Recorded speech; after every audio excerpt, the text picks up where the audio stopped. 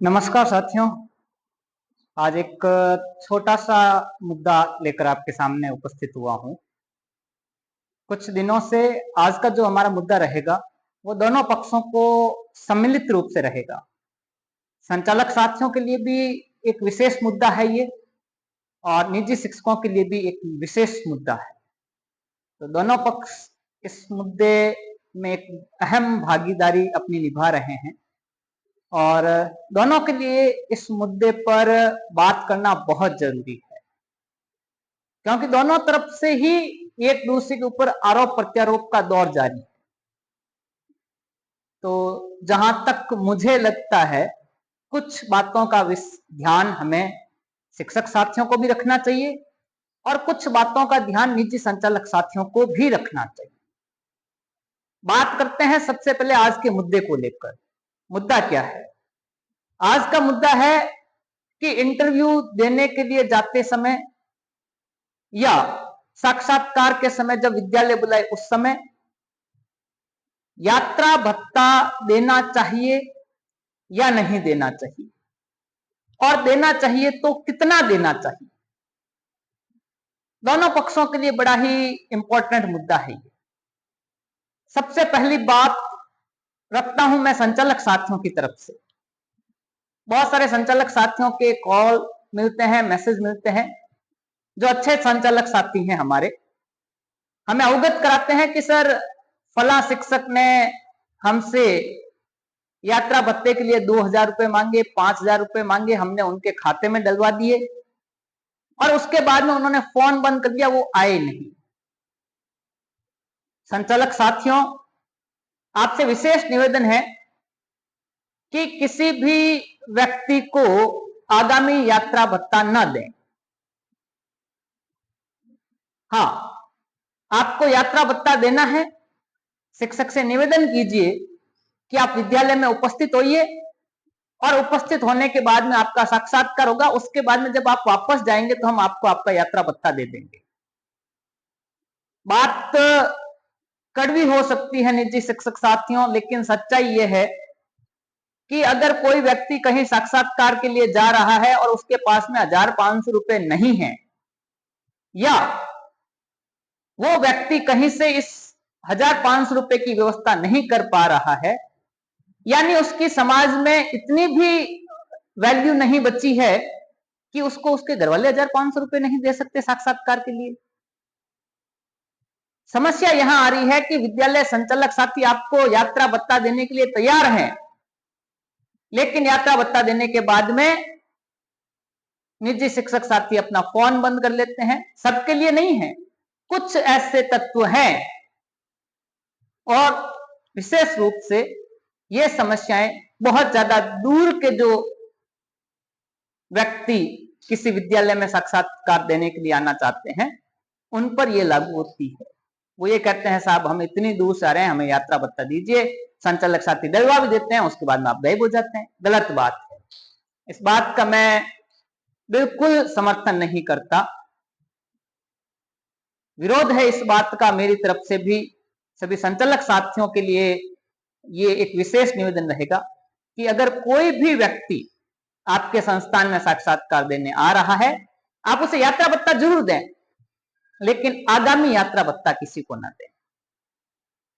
क्योंकि आगामी यात्रा भत्ता देने के बाद में अगर वो व्यक्ति नहीं पहुंचता है तो फिर आप क्या कर लेंगे उस स्थिति में। बात रखते हैं दूसरे पक्ष की। दूसरा पक्ष निजी शिक्षक साथियों का। संचालक साथियों से निवेदन है कि जो भी शिक्षक साथी बहुत दूर से आपके पास में आ रहा है, इस बेरोजगारी के आलम में उसके लिए 1,500 रुपए खर्च करना बहुत बड़ी बात है। इसलिए आप उसे एक उचित यात्रा भत्ता जरूर दें। बहुत सारे शिक्षक साथियों का ये मैसेज कॉल के द्वारा मुझे मिलता है संदेश कि सर पहले जब हमें बुलाया गया, हमें कहा गया कि हम आपको यात्रा भत्ता देंगे, और जब वहां जाते हैं तो हमें यात्रा भत्ता नहीं मिलता है। ये भी गलत बात है कि आप पहले कहते हैं उसके बाद में मुकर जाते हैं। ऐसा ना करें। मैं ये नहीं कहता कि बहुत ज्यादा यात्रा भत्ता भी देना चाहिए। शिक्षक साथियों से भी निवेदन है कि एक उचित यात्रा भत्ता आप उनसे मांगे। 2-4 दिन पहले एक सूचना मिली कि यात्रा भत्ते के रूप में 3,500-4 हजार रुपए की डिमांड की गई है। गलत है साहब। आप अगर कहीं इंटरव्यू देने जा रहे हैं, इसका मतलब ये नहीं है कि आप फ्लाइट से जाएंगे और फ्लाइट का यात्रा भत्ता मांग लेंगे कि सर मैं तो जोधपुर से जयपुर जा रहा हूं, मैं फ्लाइट से जाऊंगा। नहीं। संचालक साथियों, आप इस बात पर विशेष रूप से अमल करें कि कोई भी शिक्षक साथी अगर आपके विद्यालय तक पहुंच रहा है, उसे मिनिमम जो यात्रा भत्ता, अगर आपके वहां पे रेलवे की सुविधा है तो उसे रेलवे का टिकट का जो किराया लगता है वो यात्रा भत्ता के रूप में दें। अगर वहां तक रेलवे की सुविधा नहीं है तो बस का यात्रा भत्ता उसे दें। लेकिन ऐसा नहीं है कि शिक्षक साथी अनुचित उसमें डिमांड करें कि सर मैं तो एसी कोच में आया था। साहब, ये पैसा मांगने वाले नहीं है।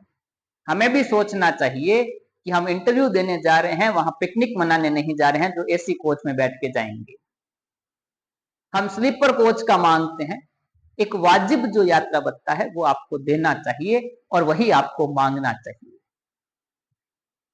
तो दोनों पक्ष इस बात पर गौर करेंगे, संचालक साथी इस बात पर गौर करेंगे कि यात्रा भत्ता देंगे लेकिन आगामी किसी को नहीं देंगे, क्योंकि उसके बाद में नहीं आता है। मैंने बहुत सारे ऐसे उदाहरण देखते हैं कि संचालक साथी आगामी रूप से उसे यात्रा भत्ता देते हैं और उसके बाद में वो शिक्षक वहां पर पहुंच ही नहीं रहा है।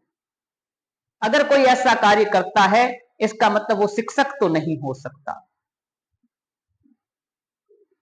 और अगर शिक्षक साथी कहीं साक्षात्कार के लिए जा रहे हैं तो एक उचित यात्रा भत्ता आप डिमांड करें। और संचालक साथियों से भी निवेदन है कि साक्षात्कार में उपस्थित होने के बाद में उन्हें यात्रा भत्ता जरूर दें। जो एक रिजनेबल यात्रा भत्ता है वो आप उन्हें जरूर दें। मिनिमम जो लगता है वो आप उन्हें जरूर दें। तो आज का जो हमारा एक विशेष मुद्दा रहेगा यात्रा भत्ते को लेकर, उस पर मेरे कुछ विचार थे। पिछले काफी दिनों से इस मुद्दे पर मेरे पास बहुत सारे मैसेजेस मिल रहे थे। शिक्षक साथियों की भी मांग थी, संचालक साथियों की भी मांग थी कि सर इस मुद्दे पर आप अपनी बात रखिए, अपने विचार रखिए। काफी दिनों के सोच विचार के बाद में एक निष्कर्ष निकाला कि यात्रा भत्ता जरूर दें लेकिन आगामी किसी को न दें। आप जब शिक्षक साथी वहां पे उपस्थित हो जाता है उसके बाद में आप उन्हें यात्रा भत्ता जरूर दें। उम्मीद करता हूं इस मुद्दे को, इस समस्या को जल्द ही आप समाधान कर देंगे और भविष्य में भी आप इस पर अमल करेंगे, गौर फरमाएंगे, जितने भी संचालक साथी हैं और जितने भी शिक्षक साथी हैं। धन्यवाद। जय हिंद। नमस्कार। राम राम।